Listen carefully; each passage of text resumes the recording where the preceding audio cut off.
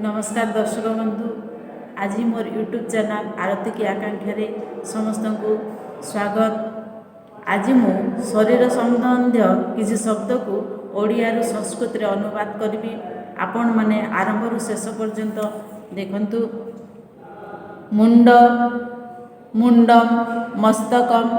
शिरस, मूर्धन, बाल, केशः, कुंतलः, शिरोरुह, मर्धजः, कचः,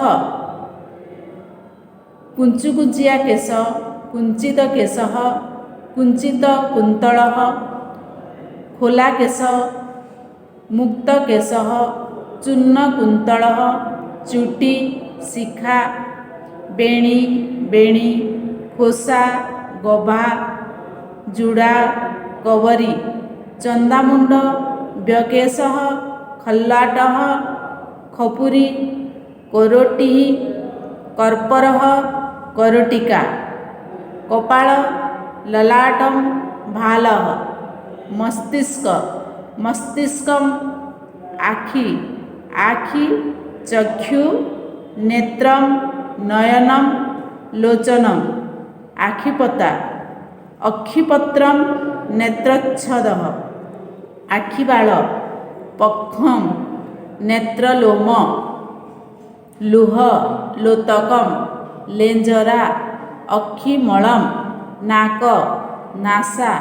नासिका, नाकपुड़ा, नासा विवरम, नासापुटः,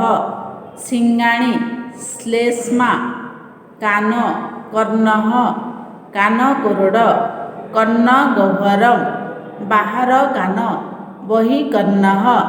मझी कान, मध्यकर्णः, भीतर कान, अंतकर्णः, कानमूल, कर्णमूलम, कानपरदा, कर्णपटः, कानगई, कर्णमलम, मुह, मुखम, आस्यम, वदनम, मुखमंडल, मुखमंडलम, गाल, गंडः, गंडदेशः,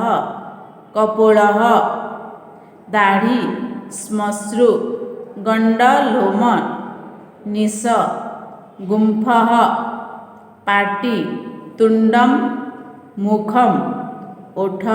ओष्ठः, तल ओठ, अधरः, दांत, दंतः, रजः, दीजः, कलदांत, दंष्ट्रा, दांतमूल, दंतमूलम, दांतमाढ़ी, दंतमांसम, जीभ, जिह्वा, घंटिका, घंटिका, प्रतिजिह्वा, तालु, तालुहु, लाल, लाला, गला, गलम, तंटी, त्रोटिः, बेक, ग्रीवा, गंडी, गंडीः, कांध, स्कंध, बाहु, बाहु, कहुणी, कफणीः, हाथ, हस्तः, बाँ हाथ, वाम हस्तः, डाहण हाथ, दक्षिण हस्तः, पापुली, करतलः, आंगुली, अंगुलिः, बुढ़ा आंगुली, अंगुष्ठः, बिशी आंगुठी, तर्जनी, मझी आंगुठी, मध्यमा, परी आंगुठी, अनामिका, काणी आंगुठी, कनिष्ठा, कनिष्ठिका, नख, नखः, करजः, आंगुली, अंजलिः, छाती, वक्षः, पिठी, पृष्ठम, हृत्पिंड, हृत्पिंडः, कलिका, हृदयम, शिरा, शिरा, फुस्फुस, श्वासकोशः, श्वासयंत्रम, श्वासनली, श्वासनाली, पेट, उदरम, पाकस्थली, पाकस्थली, जठरम, नाही, नाभिः, अंटा, कटिः, कटिदेशः,